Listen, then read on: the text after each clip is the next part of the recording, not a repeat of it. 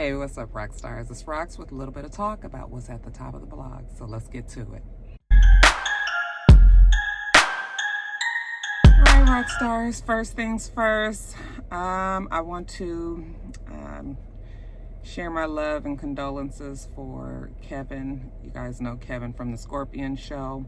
You guys remember some weeks back that I had mentioned that both his mom and himself and some other members in his family had tested positive. Well, I don't think Kevin actually tested, but we assumed that he had it. But anyway, his mom had tested positive for COVID-19, and of course that was the person that we were most worried for because she was older and she had we all know that she had been having health problems as of late. So when I had found out that that she had the virus, I was worried for them because, well, you guys know why. We've heard the stories and we know how difficult it could be for people who have, already are dealing with other health issues.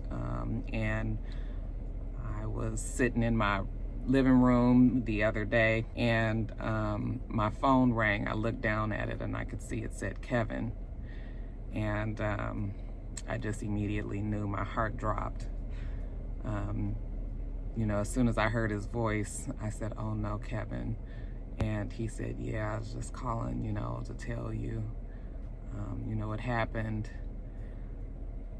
He couldn't even say it. He didn't have to say it. I felt so heartbroken for him. It is so difficult losing a parent. It's sort of like a club that nobody wants to belong to. And I don't know if anybody really understands the pain that you feel and the emptiness and you also even feel lonesome. There's a range of emotions that you go through when you lose a parent, and I could hear it all in Kevin's voice. I didn't know what to say to him other than I was so sorry. I asked him how his family was doing.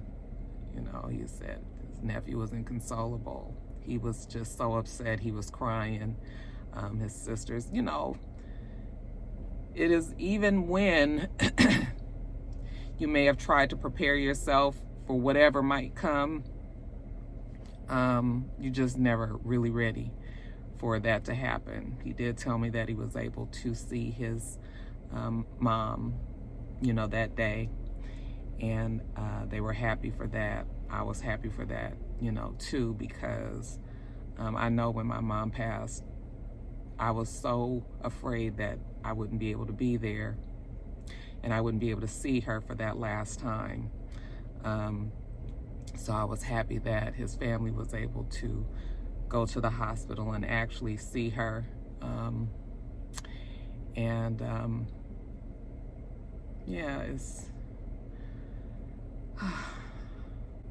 feel so sad for Kevin, for his family. We know that Kevin and his mom had a special relationship. I know he was our caretaker and was very close. Was a spitting image of her. We all love Mama Scorpion because we've seen her on videos where she's dropped her own gems, kept us cracking up laughing, even made us cry at certain points. When I first started watching the Scorpion Show, when I first started watching YouTube before I even was doing videos myself, and I was watching Kevin and Mikhail, when I would see her come on the videos, it would just touch my heart. And I love the relationship that those two had. So I just want to say to Kevin and his family, my heart goes out to them. There's going to be some tough days ahead. I'm not even going to lie to you. Death brings about a whole bunch of horribleness. I pray that they're able to get through these next days and weeks and months with as little horribleness as they can. And I just pray that they have peace within themselves and amongst each other, so that they can get through these trying days, because they are going to need each other. more than they probably realize. So we love Mama Scorpion. We love Kevin, his family. You know, we feel like we're a part of y'all family because you've been doing your videos in your home so long, and you know, we hear everybody, we see everybody, people interrupting, you know, that's what makes you guys you. And we're gonna definitely, even though we haven't seen her in the videos as of late because she's been ill, we're still gonna miss her presence. Okay, so God bless to all of you guys. Rest in peace to Barbara Smith, better known as Mama Scorpion. All right, you guys, Rona check-in. I want to see how you all are doing. As far as me and the It's Rocks household, we are all doing okay. And starting to get used to being home.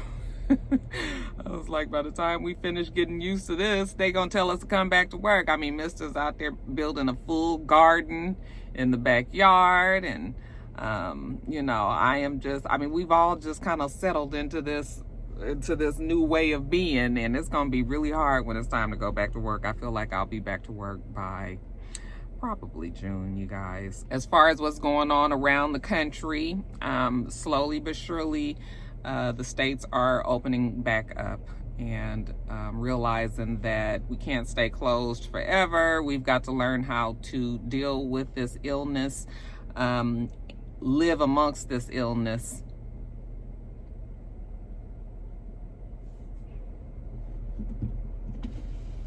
Where are you going? Where are you going?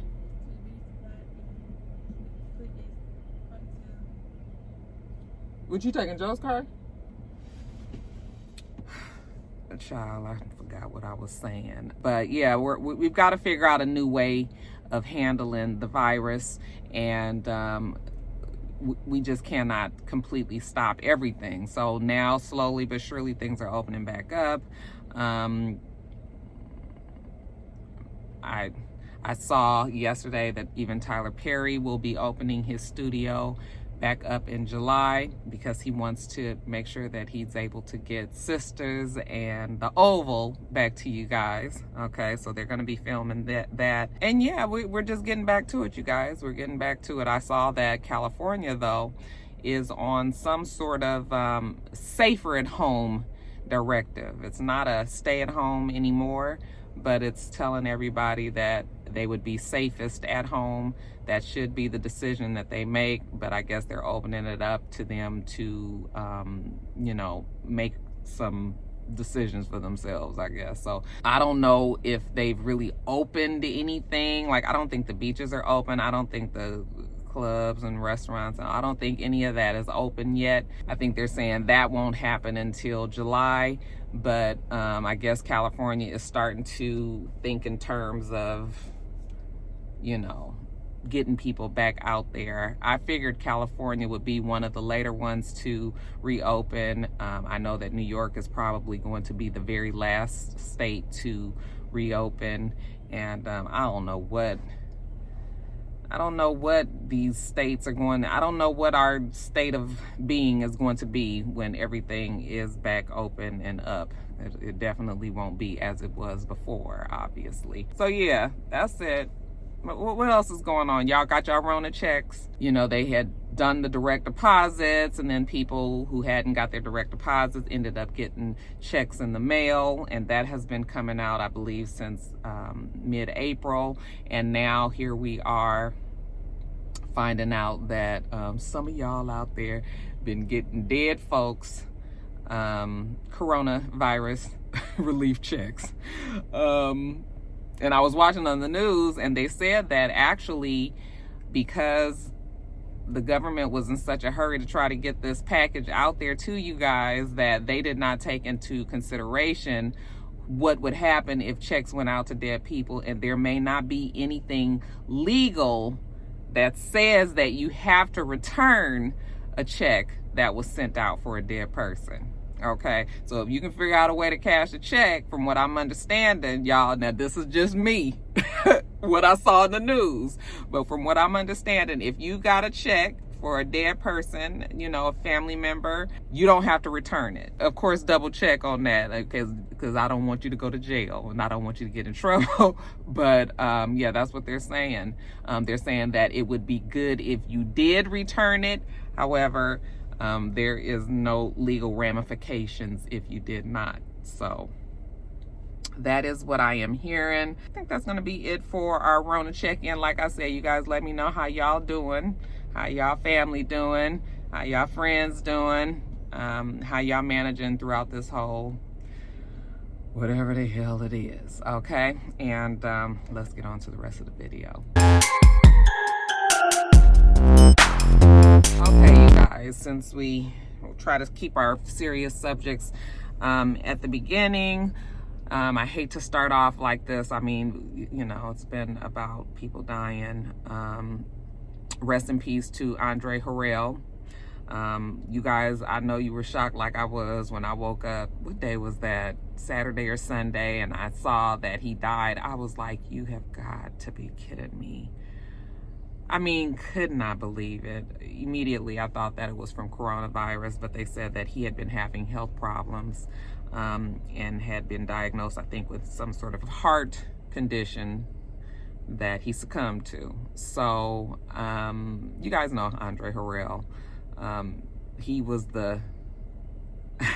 I mean, I don't even know, like, when I was in the 80s and 90s, Uptown Records, which was the label that he had created, was just one of the labels to be on. If it wasn't Uptown Records, it was Def Jam. And he had every huge artist of that time on his label. Mary J. Blige, Heavy D, Christopher Williams, I'll Be Sure, Jodeci. I mean, the list goes on and on of all of the heavy hitters that he had. The talent, of course, we cannot forget that he was responsible for giving Puffy his shot, you know, believing in him. Puffy always thanks him for being the person who's responsible for him being where he is. I mean, as long as we've heard about that whole hip-hop music, New Jack Sound, even Guy was on there, Teddy Riley. I mean, he had them all. They were like pioneers. Like he was like a visionary, a legend that the music industry has definitely lost way too soon. I just was shocked. I just could not believe it. All over social media, people were giving their you know, condolences and sharing their stories about him. I mean, people were heartbroken. I know that Puffy probably was a wreck after that. You know, Puffy's lost a lot of people that are close to him. And recently, of course, Kim Porter, and then, of course, Andre Harrell. I was like, I know he's falling apart. And but many other celebrities out there who just, and even people who weren't celebrities. I mean, I saw tributes and people talking about the effect that his music had on them growing up. And but like I said, you guys, 80s and 90s, like Uptown Records was the shit, okay? And definitely, I mean, just such good times during that time, you know. The good thing about music is that those things live on. Even when the person who is responsible has gone off to heaven, we know that his music and what he was responsible for will still continue to live. Like I said, he was 59 years old. He was not married any longer. I think his ex-wife, Wendy Credell, when I was researching, trying to find out if he was still married, because I kept seeing about his son. He has a son by the name of Gianni. I kept seeing the son, but I never was seeing the wife. I figured he was that he was, you know, divorced. But anyway, while I was doing the research, why did one of the pages say that he was married to Lorianne Gibson? I was like, I don't think that's right. I don't think that's right. Now, I could be wrong, but I have never heard that Lorianne Gibson was married to Andre Harrell. So, you know, but you guys correct me if I'm wrong. But when I looked on the Wikipedia, I saw that the ex-wife's name was Wendy Credell. And he had, like I said, a son he leaves behind, Gianni. He was 59 years old. Oh, gone too soon, you guys. Rest in peace to Andre Harrell. I also want to say rest in peace to Bessie Regina Norris, also known as Betty Wright. Okay, you guys know her as, she's the woman that sang The Cleanup Woman. She's the woman who gave us Tonight Is the Night. R&B singer, or soul singer, I should say, back then in the 60s when she was, in early 70s when she was the largest. She died also sometime in the weekend. I'm sorry, I don't have the dates for anybody. But she died right around the same time that Andre Harrell died from endometrial cancer. We had seen on whatever the last award show that we had, Shaka Khan was up there either presenting, I believe she was presenting an award, and she mentioned that we needed to pray for her sister Betty Wright. So I knew then that she must not be doing well. And then now we hear the news that she died from endometrial cancer. Betty Wright, you know, she kind of reinvented herself. I would say that the new generation of musicians and artists were, you know, she still mentored a lot of people in the R&B and the hip hop game. Still, they said she was still writing and still singing on certain tracks for certain artists. I mean, she was able to kind of solidify herself in a newer generation of music, and people were, you know, she was a vocal coach, and yeah, she still was leaving a footprint in music even today. So that is why many people from an older generation and many people from this newer generation are heartbroken that Betty Wright has died. She leaves behind, I believe, 5 children that I read. Son Shaka, daughter Asha, daughter Patricia, son Patrick, and daughter Aisha. Okay, and she was 66 years old. Rest in peace to Betty Wright. Also broke my heart to find out that Little Richard, okay, also known as Richard Wayne Penniman, I think that was his last name, he also died. Now, I didn't know that he had been sick, but I hadn't seen Little Richard for a long time. I was so shocked when I saw that, who posted a picture? It was him and Lee Daniels. Lee Daniels posted a picture of him and Little Richard, and you would have never even known that was Little Richard. I mean, he was bald for one, and, you know, we all knew him for his great big pompadour and, you know, his whole flamboyant look and all of that. They said in his later years that he didn't even go by Little Richard anymore, that I guess he had given his life over to Christ and he was saved and, you know, was living a different life than before. But we'll never be able to forget just the extremely large character of Little Richard. You guys have heard people call him the architect of rock and roll. We've heard stories of his music being borrowed, okay, people flat out stealing his music, his sound, and even though he had some hits, but they were really in the late 50s, early 60s, and after that, I don't even think that when I was reading that he had hit a top 10 after his hugest hits, which was Tutti Frutti, Long Tall Sally, Good Golly Miss Molly, Lucille. You know, he had, you know, we know the songs that he had, but I believe that it was more so the sound, the pounding of the music, and the way that he created the sound that became so prevalent in rock and roll back in the day. You know, we've heard of everybody: Pat Boone, the Beatles, Rolling Stones. I mean, everybody who, well, they say Pat Boone was stealing from them. Okay. But, you know, we've heard many bands and groups say that they, you know, Little Richard was one of the ones that they made sure that they studied because just the way that his music was built. And then, of course, we knew him as the character, the person, you know, on the award shows that was always talking about him never getting any awards and him never getting any, you know, kudos, any thank yous, anything for what he's done for that community. And it always felt like it was something that we like laughed at, but it was also coming from a place of realness. I mean, I think he truly meant what he said. I believe that today people realize that he was one of the founders and respect him for that. When I was reading up on him, I don't believe he had been married, and I don't believe had any children.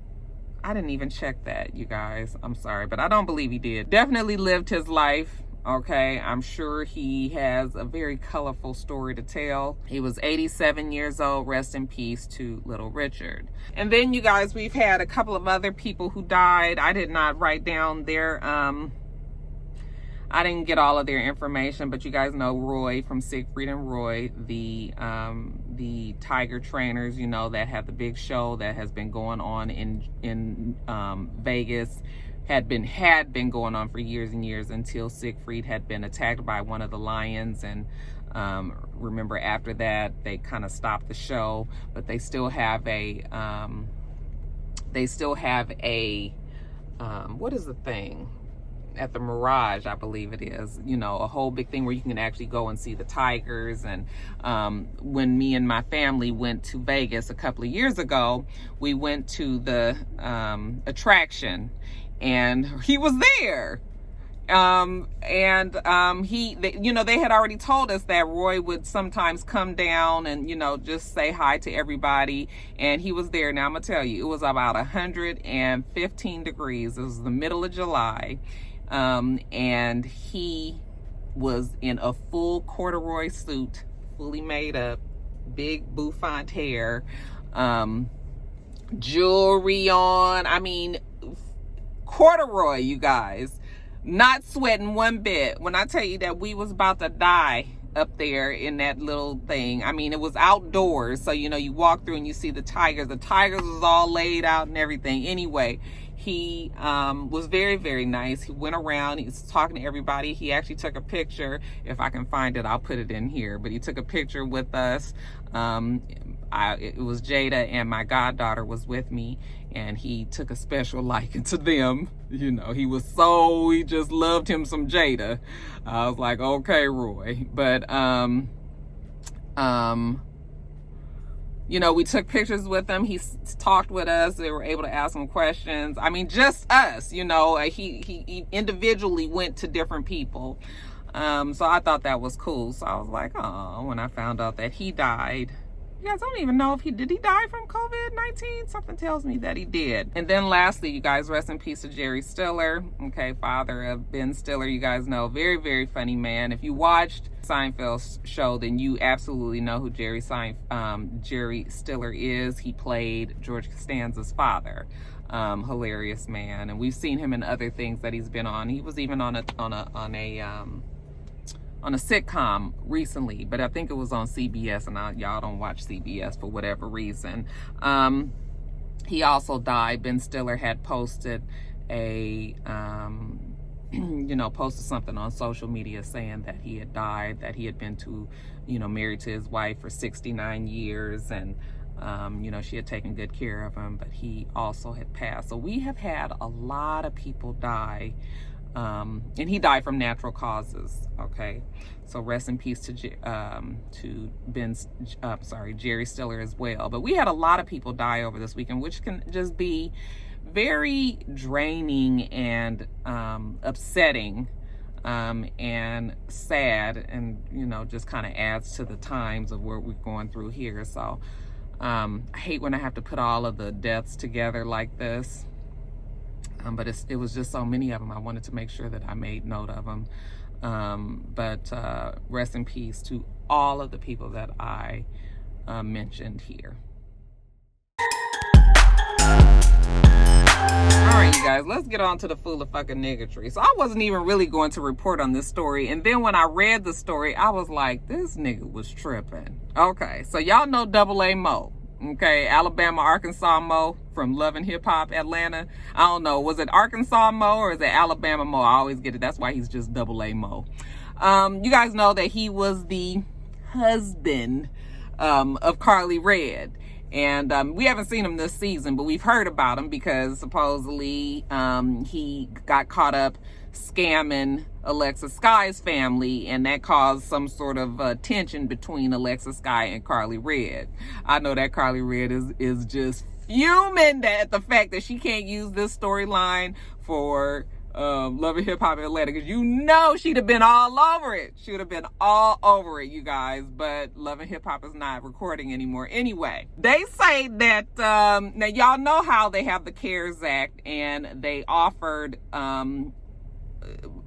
besides the relief checks to individuals, they also offered assistance to businesses, small businesses. That's been a mess because there's been some large corporations that was able to get the money that the smaller businesses should have been getting, and now the larger corporations are being called out, so now they're trying to give the money back so they don't look bad. I mean, I saw that the Lakers, I was like, not the Lakers. The Lakers even got some of that money that they ended up returning. But, you know, it's just sort of like, why were you guys applying for something that said small business in the first place? You know, so that's a mess. Okay. But anyway, also in this Relief Act for small businesses, they offered a payment protection program. And in that payment protection program, it was designed to give small businesses money to be able to continue paying their employees. Okay.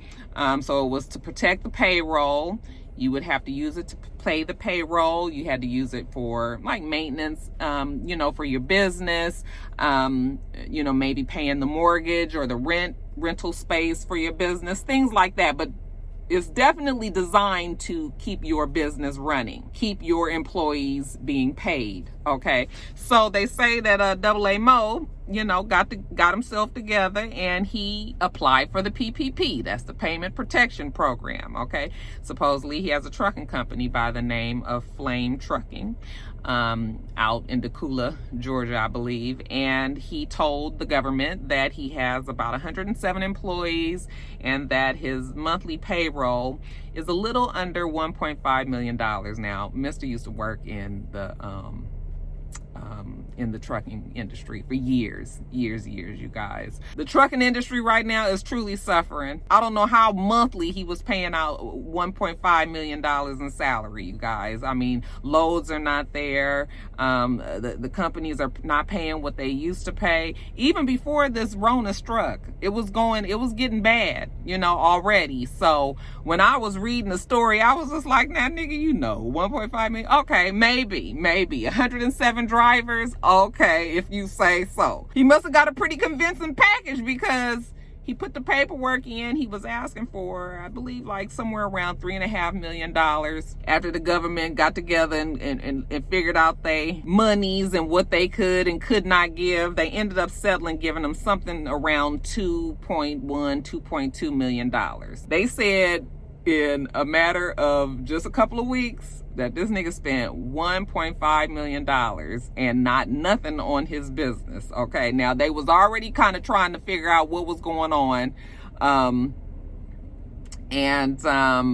guess the feds decided that they were going to interview him because they were wondering what exactly was happening with this money. So they interviewed him, asked him what he was spending the money for. He said he was only using it for his business. He wasn't using it for any personal, you know, pleasures or expenses or anything like that. They was like, oh, okay. You not? Oh, okay. Obviously, they didn't believe him. So they, on Tuesday of this week, they went by his house and they did a full raid, you guys. Turns out he took the money and went and bought him $85,000 worth of jewelry. He paid $40,000 in child support. He had $80,000 in cash there, $10,000 in his pocket. Went to the garage, and this nigga had then went and bought a 2019 Rolls Royce Wraith. Say that 10 times in a row. I was just like, what the fuck? I mean, did you really really? You know, we've heard of people, you know, scamming the system and all of that, but Did you even have a business to be saying that, clearly he wasn't getting that money for no business? Okay. They took all that shit and took him to jail. I was just like, now, Double A Mo, you was tripping. I mean, really, do you have to stunt that bad? They said in a matter of weeks he had did all of this. $1.5 million gone. He was already going to be them blew through that money. And still probably, I mean, what you got to show for it? Fucking $100,000 car? I don't know what else he was spending that money on. But yeah, I mean, I guess maybe he was buying him a house or some child. I don't know. But I'm going to need y'all to go talk to Double A Mo and let him know that the government is not playing with this money right now. Okay. And it's really sad that, people are taking advantage of the system. I mean, to this point. It ain't like it's just a couple of $1,000s. I mean, none of it would be right. But it's different when you talking about $3 million. Did you not think that the fucking government was gonna be watching you, Double A Mo? What the fuck is wrong with you? Fuck is wrong with you? So yeah, I got a good giggle off of that story, and I was just like, yeah, I know Carly Red is just sick that she can't use this for the show. So I guess Alexa Sky wasn't lying. She already had said that he had scammed her family, her father, her uncle or something was involved in some shit with him. In this case, now that we hear this story, yeah, I think that Alexis was probably telling the truth. We gonna see where old bruh man land though. See if he can get himself out of jail. But yeah, feds ain't playing, you guys. Don't use that money if you're not using it what it was intended for. I guess I could say to Double A Mo, be careful in there, don't drop the soap.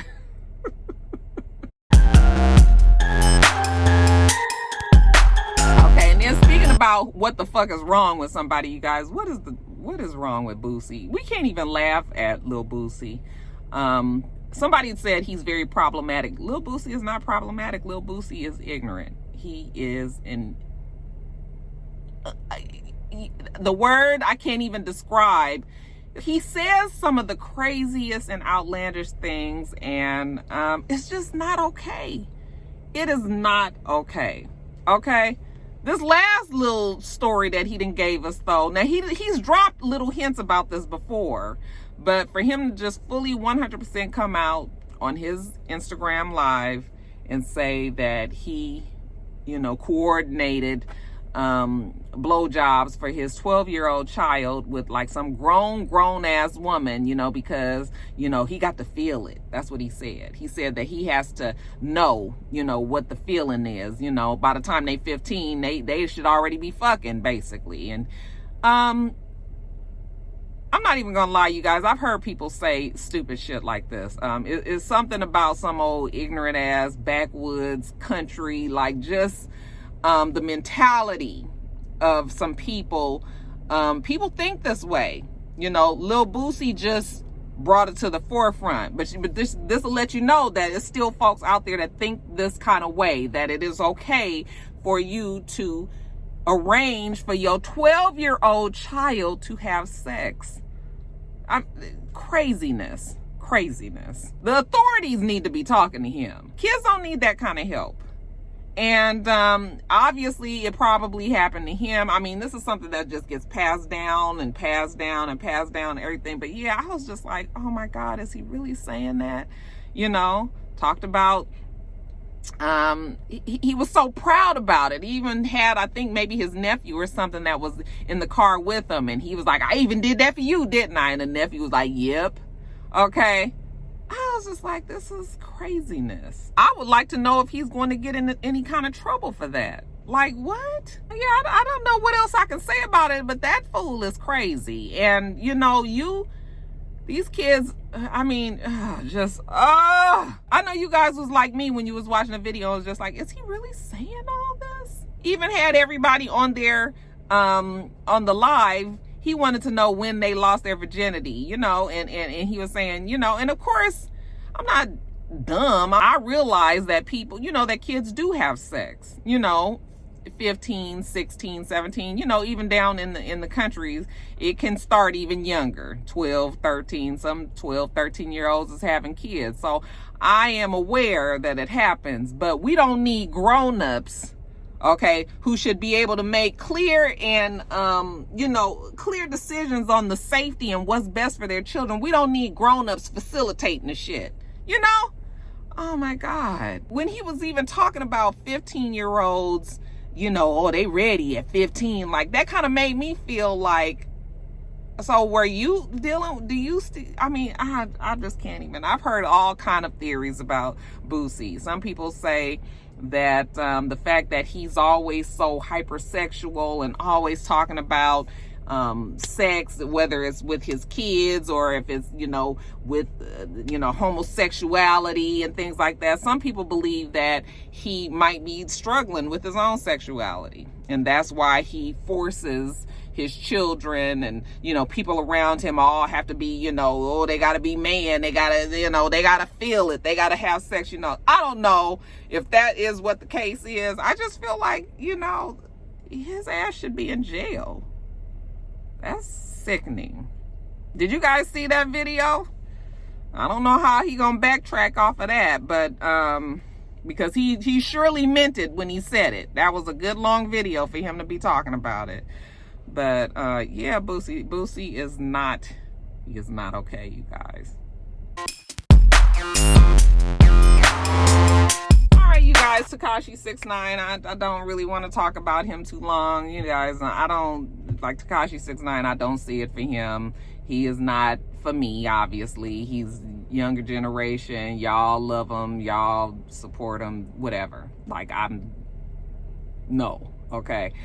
We are from different times. And so the way I see things, obviously, is not the way that Tekashi sees them. And that's fine. He can go on and live his life. You guys know he's out of jail because he has asthma. And he was already going to get out of jail at the end of this year anyway. I'm sure he was a high priority prisoner. They probably had to go through a lot to protect him and everything. I think the prisons was just happy to let his ass go. So when they put in the bid for him to get out, he was able to get out. He's home. They put him up somewhere. Actually, that's been compromised. He posted a picture of him on his deck and he's holding like wads of money, and someone recognized where it was and blasted the address. So now they're having to relocate him. I'm not sure if he's on a witness protection program, like a federally, prescribed witness protection, or if he is just, if New York has just decided to put him somewhere. But the funny thing is he was just right in Long Island. They said Nassau County, is that the name of it? He wasn't even that far from Brooklyn, which is like where all the shit went down. People supposedly might be looking for him and he right down the street. That's not what the story is about.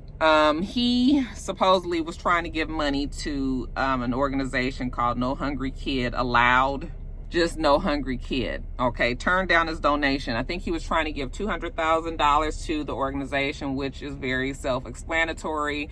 This organization is helping to feed hungry children. Now with the coronavirus going around, schools are not in. Many children relied on the school breakfast and lunch programs to eat, okay? And now that they're home and might have some issues in the home of not being able to have any food, there are children that are hungry now. So this organization, amongst others, are clearly set up to help with the child hunger situation here in the United States. He was trying to give them $200,000. They basically said, no, thank you. Okay, and their reasoning was that they don't like to take money from people whose values and beliefs and the way that they are doesn't line up with their company and what they believe, okay? Which companies definitely have that right. I've heard many people say, oh, they not right, they need the money, you gonna be leaving kids hungry. That's $200,000 worth of food that you could have gotten. And that is the reason why there are anonymous donations made by celebrities every day, okay? If you really was 100% trying to make this happen, and knowing all the drama that surrounds you, he should have just did it anonymously. Okay, but see, he wanted to make sure that everybody knew that he's given this money. And so that's why it's blasted that it's Tekashi 6ix9ine, and that's why this organization is forced to turn it down. So, you know, I mean, I'm not gonna knock the man. If he's really trying to help, you know, that's fine. But I think that the bigger issue is the fact that these kids are hungry and the money needs to get to them. So you didn't really need to say that you did it, okay? But whatever. I mean, I'm not mad at the organization for turning down the money. He can just give that money to another organization that is going to help hungry children out there. But you know what I'm saying? It's just sort of like, well, he's just so problematic for me. So you know. But, you know, I guess kudos to him for trying to look out and trying to help in this situation. He said that he was once a hungry child, you know, being a brown kid. He's trying to help brown and black children around. So, yeah, whatever, you guys. What did you guys think about it? Were you mad at the organization for turning down the money? Y'all let me know what you think below. You guys want to know who else is cracking me up lately? That damn Shannon Brown. Now, ever since Monica Brown and Shannon Brown broke up, I just don't know what didn't happen to Shannon. Now, he always seemed a little off, even when they was together. And then, you guys, I'm sad to report that Prinky and Ray J have called it quits. Okay, after not even 4 years together, married, I should say. They had been together before that, but married. Not even quite 4 years, Princess Love has filed for divorce. And I don't know if I'm surprised. We saw it coming. Really, they probably shouldn't have got married in the first place, okay? King Sonia Norwood tried to let him know that Prinky was full of shit, basically. You could tell Mama ain't never liked her. It's always been drama between Prinky and Brandy and King Sonia and, you know, Ray J and his daddy over there just henpecked to death, you know, didn't really say too much to try to get in between that beef. So,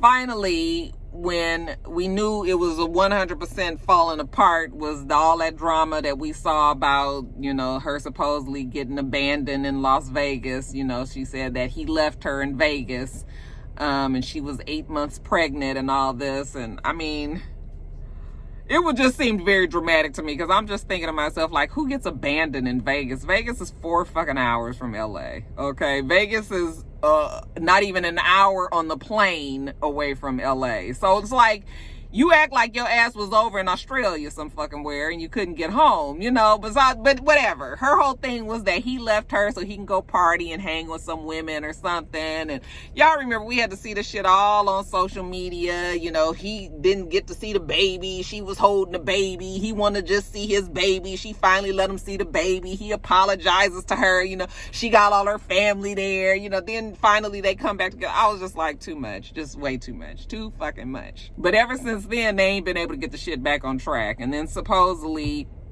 she had not supposedly, you guys saw on Zeus, I never actually saw the conversation that they had, but on Zeus Network they really, if you ask me, sold out their story and showed us them trying to have an argument on camera, you know, or try to clarify for each other and maybe come together. Well, that conversation definitely didn't help them at all. And then here we are today. Princess Love has filed for divorce. So, I mean, we know Ray J. Ray J is gonna be Ray J, okay? And you take all of the shit that comes with Ray J. He did calm down considerably enough after they had their first baby and everything. But, you know, I just... You got married, you knew what Ray J was. Ray J he just always been Ray J, you know? So... not surprised. The sad part about it, of course, is that there's 2 babies involved, and one is very new. You know, both of them are actually new babies. The oldest one she's not even 3 years old, you know? So that is sad that, you know, you guys have brought 2 babies into a union that didn't really seem like it was gonna make it in the first place, you know? But, yeah, she got what she wanted. She wanted her kids. She got them, a boy and a girl. And, yeah, Ray J is... I've heard that he already has a new girlfriend. He lives in Las Vegas. She's in Los Angeles. So, That's that on that. Again, we ain't even gonna see how that story turns out on Love and Hip Hop Hollywood, because there will be no more Love and Hip Hop for quite some time, if ever. So yeah, pretty sad for old Prinky and Ray, but I can't say that I'm surprised. And then lastly, you guys, Jill Scott versus Erykah Badu this past weekend. Was it Friday or Saturday night? I enjoyed it immensely. Sat there for the very long broadcast. I actually knew that it was probably going to go long. I could tell that Jill Scott was kind of ready to be done. At one point, she said that her son was thirsty or was hungry or something, like she needed to go fix him something to eat. And that's after she said that, it still went on for like another hour and a half. So it was very, very long. I'm not going to go through the songs that they played like I did for Teddy and Babyface, because their songs, we just ain't got that kind of time. I've been talking for a long time, but you guys know I always felt that Erykah Badu had more hits than Jill Scott. Jill Scott might be my more favorite artist, but Erykah Badu definitely, I can think of pretty much all of the songs that Erykah Badu I knew, like knew, and then after a while, some of the songs that Jill Scott had played were songs that I sometimes would skip on her CDs, you know. But both of them I did enjoy immensely. Erykah Badu is just a force to be reckoned with. I mean, she is just an amazing artist. And, you know, they're both very, you know, peace and blessings and very deep and very vibe-ish and all of that. But I enjoyed it. I really did, because at the end of the day, the music is just filled my heart. And one of my friends, Pam, was texting me back and forth as it was going on. We were talking about the songs, and she had said at one point, she was like, I hope she plays I Want You next. And I was like, yeah, I said, she got to play I Want You. She got to. And then right after she sent me that text message, then it was like, doom, doom, doom. I was like, girl, you asked for it. Here it is. I'm telling you, I Want You is probably one of my most favorite Erykah Badu songs. You guys listen to that real loud in your car and be driving somewhere, like on the road. It goes for real. I love Jill Scott. Her first album means a lot to me because it reminds me of when I first had Joe. That song came out right after that album came out right after I had Joe. We used to play it so much that Joe knew Long Walk. He knew all the words to it, and he was only like a year. Joe was talking very, very early. Both him and Jada talked early, but like he would sing the song, and that song, that CD, that album, I should say. Look, I'm telling my age, but that album just reminds me of a happy time in my life. I can remember me and Mr. and Joe, we put him in his little car seat and we drove to Utah, which is where my mother-in-law lives. And I pretty much played Jill Scott the whole way there, you know. So that first album, was it Rhymes and Rhythms or whatever it is? I just love it. So probably one of my favorite albums ever. Okay, up there with Mint Condition and Earth, Wind and Fire. Okay, Jill Scott is it for me. But I knew that Erykah Badu, her music for sure resonated with me as well. But it was good. It was a very great battle. I wouldn't even call it a battle. You know, everybody was gracious enough and enjoying each other's music. You know, they did speak a lot, talk about what the song meant to them, where it came from, things like that. It was a good time. But you guys let me know what you thought about it. Did you watch it? If you did, that was 4 hours out of your life, basically. But it was definitely worth it. You guys let me know what was your favorite song that was. All right, you guys, that is it. Let me get off of here. It's just about 1 o'clock. Y'all know what that means. Time for Maury. I love me some more, you guys. Joe was like, Mom, you got to watch that every day, every fucking day. I got to see one episode at least of Maury. Oh, so let me get on up there, you guys. We do this every single week, so make sure that you rate, comment, and subscribe, and make sure you come back.